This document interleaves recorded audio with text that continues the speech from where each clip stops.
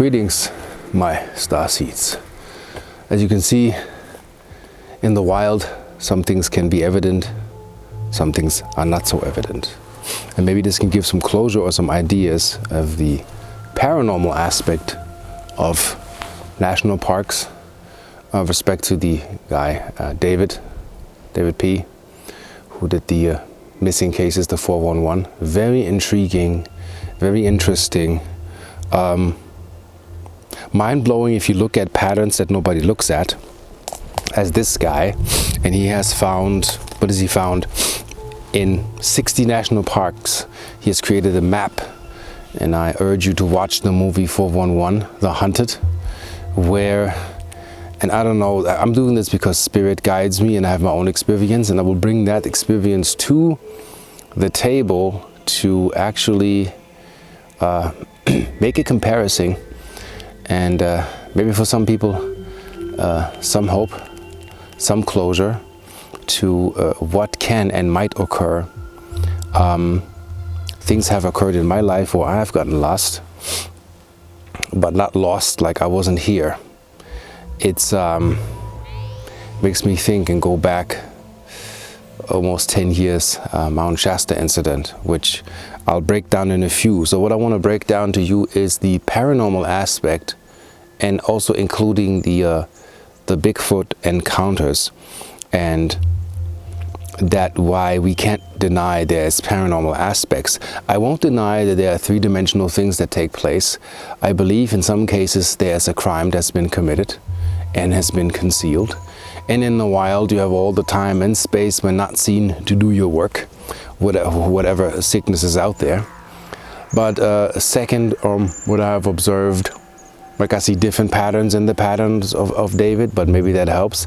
I see a small percentage of crime that has been committed. Second is it's wildlife. That means you're not in control. We are domesticated people. We have the grocery store across the street. You know, we don't have to hunt. Then there is the Bigfoot, and which can bleed into the fourth topic. There is the paranormal, where I have to break down a case where a guy was found alive. In the video where in the movie they reported in the 50s, where they can't fathom how a 2-year-old traverses a distance of 9 miles, if I'm correct, in 19 hours. It's probably 30 below zero, yeah, which is almost for a human. A guy in the video that I saw try to, you know, walk the distance that this 2-year-old, I think 2 or 3-year-old walked, and he said that's for a child impossible. You can't, you don't have that body strength and that tiny body, and maybe he didn't have evening food and he was gone, and after 2 days, you know, he was found by the father face down in the snow, barely alive, but alive. That's past a miracle. And the guy says that he has no recollection of how he got lost, or, you know, how he got there. There are things that don't make sense, that don't add up. There was another case where a guy has a GPS tracker in his walkie-talkie. He breaks the route. Instead of, I'm gonna draw this out simple, you have to watch the movie to understand this. Instead of making an experienced hunter, and instead of making a left turn, he makes a right turn. Last known position. Off that position, boots are found 8 miles off. Remains are found 11 miles off, but away, like way away from where he's supposed to be. And I'm talking about experienced hunters. So even if you have your bow, your rifle, and your knife, and you experienced, see, I've been doing this for over 10 years now because I almost got lost, and I will give you my case in a minute, it disappear. Also, canines lose scent. You have to use your mind. If a dog cannot catch a whiff of the human that was there, that means you have been removed. You're not leaving no scent. And it's not done with walking the riverbed. And if toddlers disappear, they will for surely not cross riverbeds. Now, let me break down the paranormal aspect. I'm gonna go as it comes in, because I had dreams about it. So you have to tell people about it. When somebody walks down a path and he's behind you and you're having a conversation, and it's like I'm talking, all of a sudden it's cut.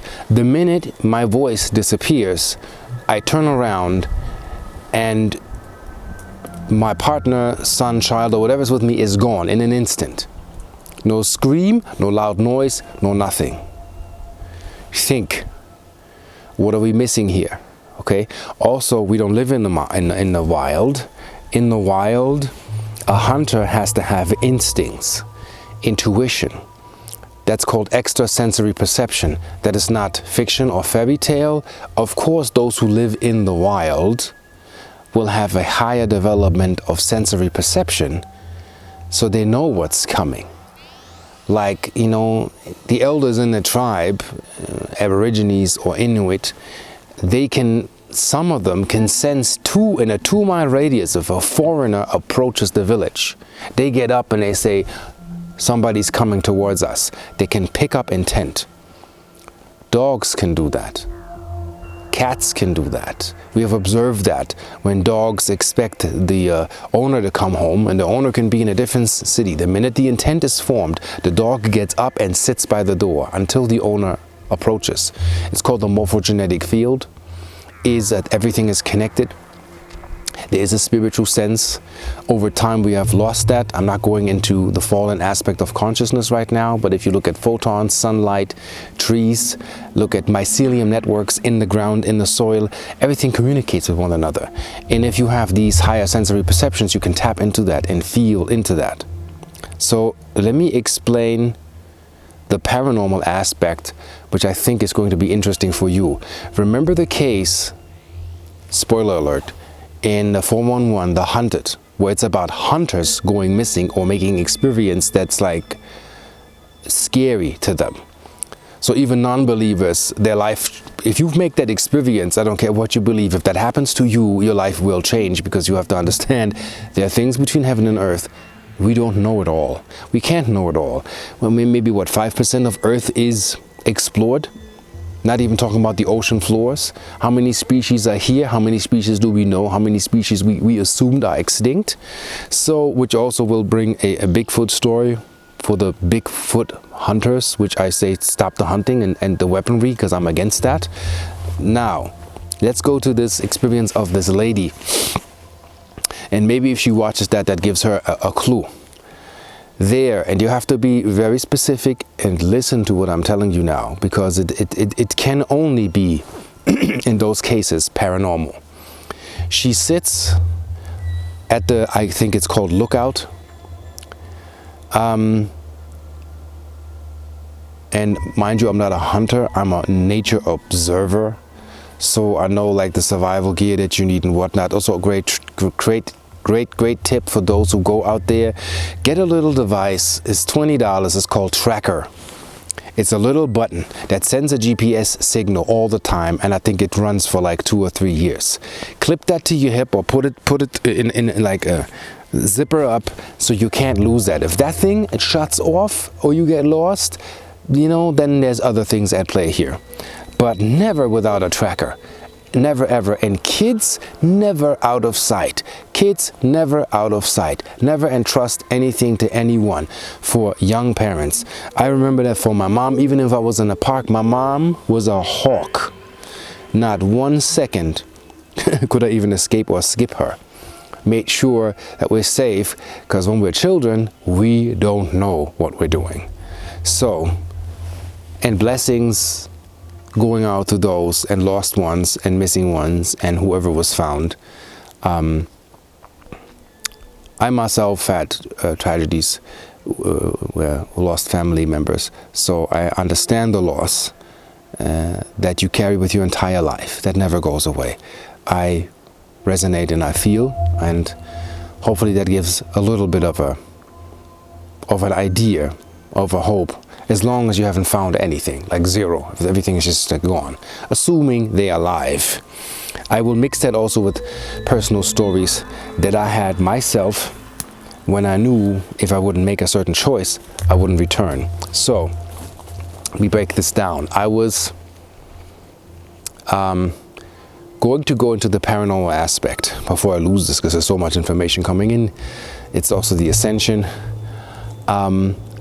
This hunter lady is at the lookout, sees something in the trees, like you know the movie Predator, where the predator uses a camouflage system to refract light. You see something like a magnifying glass, and you see the trees kind of moving, and you see the silhouette, but you can't see the figure. So she said she saw that. Now you have to listen. See, my hobby is profiling. My hobby is, I always wanted to be a detective that turned later on into psychic readings. My hobby is to observe the evidence that's given. Look at the circumstance, times, make comparison, and look at it as a Rubik's Cube. If you have clues, you can put them in places, and these cubes can form an image. So, the lady sees the shimmering object in the tree, hopping from tree to tree, like making this elongated move to the next tree and jumping. And she says she wasn't quite sure where she was. She says like if a certain incident with her husband hadn't happened, she would have forgotten to report that actually happened to her. She's also not going back to the spot where it happened. So she took several pictures, like selfies, and the camera has a setting of, and catch me lying here, 1080, 920, 740. An old BlackBerry phone. It doesn't have any other pixel resolution settings. Now listen to what she says in the interview. First of all, she's not quite clear what had happened. So here's my experience. She is under the influence of something interdimensional. There's a time dilution taking place. Our consciousness seems to malfunction when we are in time dilution. Whether a ship appears, or an interdimensional being, or a Sasquatch. These are all other dimensional aspects. That's why hunting is a little bit of a joke of a predator that is interdimensional. Because he knows you're coming 20 miles off the chart anyway. So, which I will also explain. So she sits there, she watches this being take several pictures, and that's what the husband observed with the camera. There was one picture taken where you see somebody standing in the frame. The picture is cut here. I think I see something like a shoulder and long blonde hair going down. She had her hair all the way to the back, all the cap on. She couldn't have taken that picture of herself, not knowing she did that. Then also the other dimensional aspect that takes place, the picture resolution is 480-240, which the camera setting does not have. You couldn't do it if you wanted to, meaning that setting is not manually giving. So it's a very primitive camera. So she took a picture of somebody that I'm sensing that was standing right in front of her. He wasn't from here, and she should do regressive hypnotherapy and catch up with the missing time. She's missing time, she's not fully aware, she has been wiped. That's what they do to us when this happens, to not shock our consciousness. I know that because I've experienced that, and I have tricks to beat this somehow. To remember those things in dreams or make them come back. I mean, when those things happen to us, we think we're going insane. You're not going insane. These are paranormal aspects that can affect camera equipment, recording devices, but there's also something that makes sure it covers its tracks. It's all the time. So you have to wonder every time when somebody disappears in a national park, the weather pattern changes drastically, as if a major pattern is changing. And we have this here when I go hiking out in the woods in Sedona, out in the canyons. There are certain areas where you hear not a sound, not a peep. That's when I think dimensional shift. Something is in the area. Birds, everything, bees, everything is quiet. Not a crow, no sound, not ravens, nothing. Nothing in the sky, and no clouds. Absolute standstill. Use your senses when these things happen. If you see animals running in a certain direction, most likely there's danger coming from that side. So train yourself with extrasensory perception when those things happen. Then there's another thing where David Pilates, I think he was on Coast to Coast, where he reported, and that's another interesting case, that an FBI agent off duty on a trail, on a hike, observes a case that a father reported, and his observation matches the observation of the father. Not only that, when the father lost his child, they observed a hairy, big dude running up the hill with a toddler sitting on her shoulders, screaming, waving their arms, and running in a speed that you can't imagine the strength of those beings, running up the hill. I believe those guys. Also, I believe the emotional content of those guys. And some people that are at a loss, I also believe those guys cannot explain how these things can take place in these parks, because we have a linear, domesticated, three-dimensional way of thinking, so we can't fathom. That's why I say open the box for the paranormal aspect. Now, I'll tell you what happened to me on Mount Shasta. We had a mountain guide years ago, 2010, that got us lost. We were overdue, so the girls that waited at camp, we were, I think, 2 days overdue, running out of food and whatnot. I'm not experienced. I trusted the dude who said he's the mountain guide. Rangers looking for us, 4 choppers encircling Mount Shasta. Mind you, the year before, one of the rangers told me that 12 people got lost and they were never found. No bodies, no clothing, nothing. Like 12 people in a row.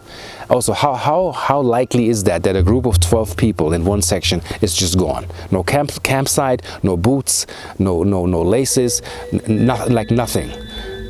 I think there are paranormal things going on here where people are off Earth. Now here comes the off Earth parameter that I wanted to share with you. Check how much time we have left. Okay, we're doing fine. Okay, so what I have experienced, I kid you not, and this gets you no trophy, this only gets you an Insanity Nobel Bliss Prize. So we're hiking, and I feel, all of a sudden I feel delirious, like I don't know if that's my ancestors, because I have the native blood lineage. Something kicked in me, like something kicked in, and I was like, something is not right here. Something doesn't make sense. I lost the tree line. So we hiked past the tree line, and usually what I would do, common sense call it, I don't know. I look back, I know that's the tree line, that's the highest tip. We came from that direction, it's daylight, I have an orientation. The highest peak I focus on, and I look at the tree line. So I have an idea. I lost that idea. And I'm like, where in the heck is the tree line? So the tree line was gone. And then I realized I'm very delirious, like very almost like psychedelic, meaning like you're really like out of your mind. But I kept moving. I was like, I feel sick. This doesn't feel right. We want to turn around or something. And something in me said, keep walking. Do not stop here. Then I looked at the sky, not a cloud in the sky. I couldn't hear any animal or anything. And I was like, strange. All of a sudden it got very, very quiet. So we were in a certain type of zone, which repeatedly have others experienced. The sky was purple. The tree line was gone. I had no idea where we were, and I felt like, and I don't know if that's electromagnetically, like I lost complete orientation. Like no idea. Like I have an idea if I could look at a mountain in a 3-mile range and I see somewhat of a tree line, I have somewhat of an idea of a geomantic picture that you can look at and you remember that picture and you go along the line of the picture. I lost that. No idea. And something said, keep it moving, you might not return. And somebody who wasn't really into psychic stuff in Berlin, in Germany, had a vision that I'm not coming back from Mount Shasta that day. Very weird coincidence. And so we kept it moving. I kept the crowd moving. Everybody else was a little like, we were like a little bit delirious, and I said, keep it together, guys. We got to keep it moving. Not all were experienced. The guide was somewhat experienced, but not experienced enough to know a safe path. So what I said, if we keep going we're not going to make it. And another occurrence was also, they said that with 4 choppers, they combed the circumference of like around the mountain in the area where we hiked. I heard no chopper, I see no helicopter, and they were 4. See, in Sedona all the time when I see rescue or tourist choppers, you see them, you hear them. See, right now, what you hear in the sky is shh, it's a jet. You would hear it. And even if it's 10,000 feet in the air, you will hear it. Nothing was heard because I believe we were not on Earth. Either it was a parallel Earth, and there's a book on it, it's called Dweller on Two Planets, where an 18-year-old farm boy in 1845 says he's an Atlantean and channels the hierarchy of Atlantis and all that, and explains that there's a second Earth like adjacent to this one, which is more of the ascended version of this one. So you have to look at parallels and investigate and go further out and find those things. Dweller on Two Planets. Read that book. Mind-blowing, with an 18-year-old farm boy at Mount Shasta channeled. Like you couldn't have that knowledge that you would find in that book. So at some point the sky normalized again, the tree line kind of reappeared like as in a freaking computer animation. It's there, but the mind doesn't quite get it. And we found our way back, and we made our way back without rangers detecting us or finding us, and we needed no help and we were fine. One of the rangers had a discussion with our guide, and the guide said that pointed out the distance we hiked on the map where we walked in and where we came out, and they said it's impossible to walk that in a day. That takes 3 days to hike. So how we made that distance in 1 day, I think we're time jumped, but it's like seamless. It's not like Harry Potter and special effects in Star Wars where you see this stuff. It is seamless, and you have to get your mind right and be in the right mind state to not lose yourself when these things happened.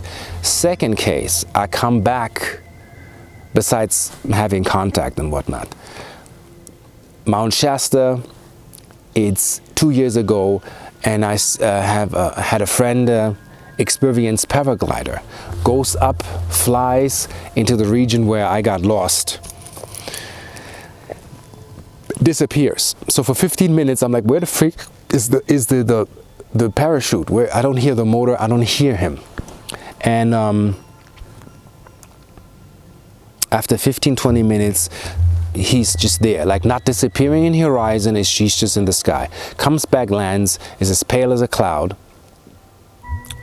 If whenever he's ready, because a lot of people were not even ready to go on camera with that. So he told me firsthand that the sky was purple, the parking lot was gone, I lost you guys, I'm an experienced pilot, I had 2 hours worth of fuel, I had no idea where I was, and the only way that I came back out of this glitch or shift is I turned around and flew directly into the sun. Like this is the way I came in, because that's the only thing I had as a reference, because it was Mount Shasta, but it was a different Mount Shasta, like an alternate version. And he had never experienced anything like this, but he was scared to bits. This is when it gets other dimensional. So now, to wrap this up, I spoke to another pilot who had a similar experience, who had an ultra glider, like a 3-wheeler in the motor, and he took off from the campsite, and it was flat grounds, and he was caught by this hurling wind, flew in, looks back, and all of the RVs are gone, and the paved road is gone. It's an unpaved road, and since he was an investigator paranormal wise, he figured I'm in a different timeline. So he turned around, hovered for 20 minutes until that reappeared. So there are things in national parks away from civilization where our grid lines and ancient pockets of dimensional shifts that we don't understand that are still here. We built our cities near mines or ancient vortexes, and with electricity and the revolution of the industry, all of this stuff got pushed out.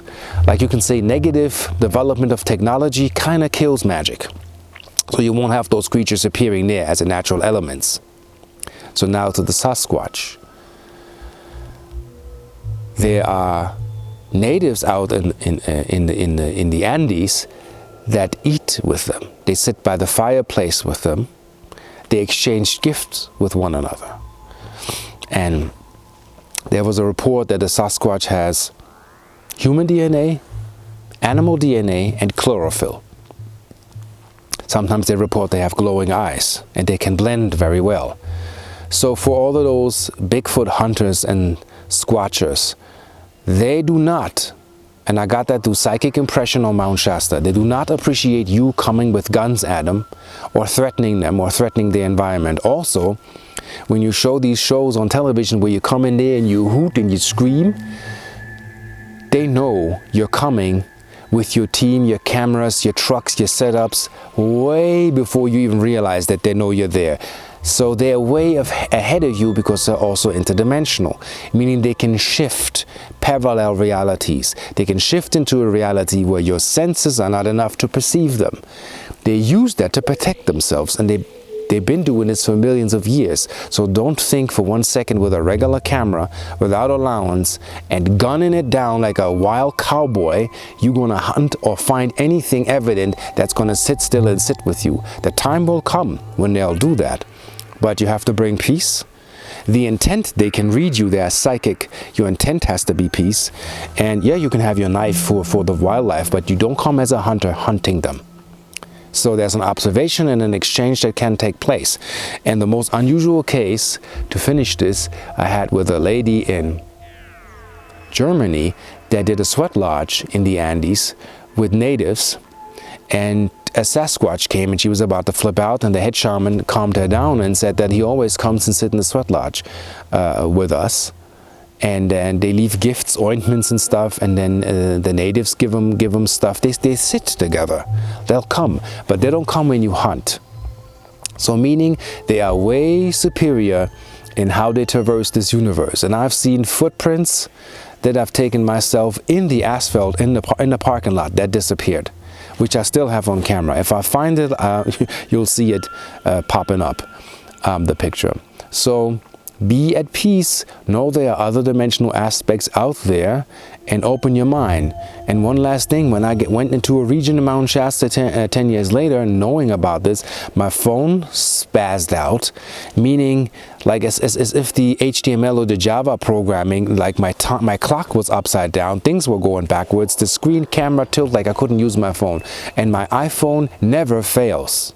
It always works. I know when things glitch. And the camera that we used to record when my friend disappeared with a flyer recorded something, but after reviewing the tape several times, as if the tape erased itself, it was erased and it's seamless and you see nothing. And I know the timestamp when it happened, something different happened. So somebody covers their tracks dimensionally, so there's nothing to be seen. So always wonder when somebody disappears, there's a tremendous weather shift, a storm, a rain, or something coming in, everything gets covered, all evidence gets destroyed. Dimensionally stuff shifts and you won't find anything because things are changing. As the footprint in the parking lot that is one time there and the next time not there. Or I'm going into the woods and I find a footprint going up the hill, indentation this deep, thinking the guy must have been 400 or 500 pounds heavy, and the trees at 15 feet are snapped like freaking twigs all the way up. So he made his way up, walking through the trees, snapping trees, and some guy that was at the parking lot reported that to me, that they seen that, and I checked and I saw the traces. Which, go to Mount Shasta if you're a non-believer and just camp for 4 days, do your own research. I'm not here to convince. Those who know what's out there, you know what's out there. Those who have seen it, you have seen it. Sasquatch is very real, is very ancient, is interdimensional. That's why hunting it with laser and tracking devices, you have to be in those environments for months and be cloaked and do not move and wait. And when they think you're not there, this is the actual observation, if you wish that. Have motion detectors set up and a wide range for a long time with batteries that last a long time, very protected. And then be patient and wait. Not the rush that I all see on these sensational TV and everybody want to come and investigate. And in the end of the 411, the hunted, when they would hear these voices of those beings across the riverbed, from my expertise in investigating that since I was 11, there's not really no degree, you have to do it yourself, is the following. It was an ancient language spoken. I got goosebumps when I heard it. I find it authentic. And the voices were that loud that you have to be at least 9 foot tall, meaning you have to have a vocal cord to produce that sound from that distance. Make no mistake.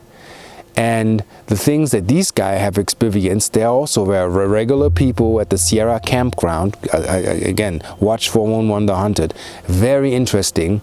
You cannot exclude the paranormal aspect. When things go haywire, your camera do weird things. All I'm saying is, if you go with kids, never out of line of sight, ever. Phones with you, trackers with you, like either tile, which has a low range, but tracker is GPS, it's like a universal range. And then also know the stuff can get like Bermuda Triangle, where when the tracker is off, you're gone. And the last case was a couple that I met that went hiking in Boynton Canyon, went all the way past Enchantment, all the way into the back of the canyon, and then they kind of felt they got lost in the canyon, which I think, how can you get lost in the canyon if it's one path in? Anyway, they turned around and the lady said that she saw this blue curtain, like an invisible blue shimmering ribbon, and the world looked different past that, and they saw a hut, like a freaking hobbit house, and she wanted to go and ask for direction because it looked like somebody is in there. And the boyfriend was like, don't you dare cross that line, you might not make it back. And these are those points where people do not return. And the ancients, past what science and quantum physics has proven yet, our rudimentary technology cannot measure gravitational waves or gravitational, we can measure gravitational waves, but we don't know what they are. We don't know gravitational anomalies. We don't know plasmic quantum field changes, holographic changes. So anyway, sometimes when you cross into certain areas, you might not make it back. Ancient folklore warns, stay away from the fairy ring. You might not make it back. Different times, different dimension. Or don't eat in that realm. You might not make it back. So we got to take heed to what the ancients have taught us. The natives, I spoke to shamans that are never on camera, they're not on Gaia, and they're not to propagate anything commercial. They say that there are things on this earth and lines that lead to other worlds, and only the initiates know. The irregular person do not know, nor do you know how to return. You don't know the signs, you don't know what to do, you don't know when the wind shifts, when the clouds change, or the clouds disappear. And you're not trained, and that will come back. We will learn that. Revelations will take place. This is ascension, make no mistake. And 2020 is going to be a very accelerated year, and more things will come to the surface where it's undeniable. There are paranormal aspects we have to take into account when we go on these adventures. So hopefully that helped you. Hopefully that explained a few things in The Hunted, what people don't know. Like the lady with the camera, she was other dimensional. She was observed. There were more there, not just one. She took a picture of one, but just from the side. They were giving you a hint.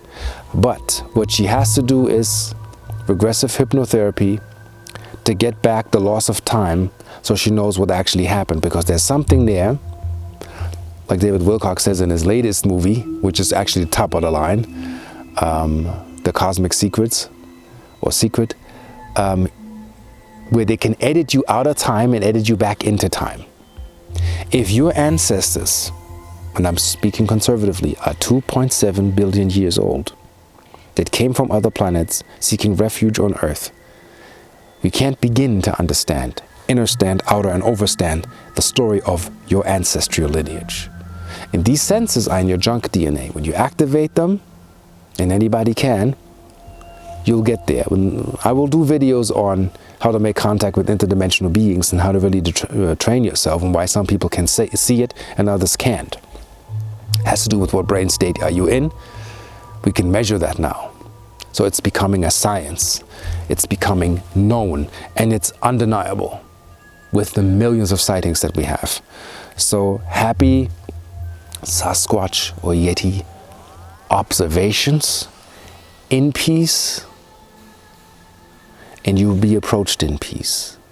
If you're a potential threat, well, guess what? If I'm that species, I'll watch you from the hill and you'd never find me. And I will not reveal myself to you because I know better, because I have to preserve my species. You would. So think about it. So for that, I wish peace on this planet, peace on everybody, peace for all that are out there. Unify, connect, be kind, be in bliss, and keep your frequencies up with good smells and good thoughts. Keep it clean and train your mind and have the disciplined mind to manage your thoughts, because not all thoughts are yours.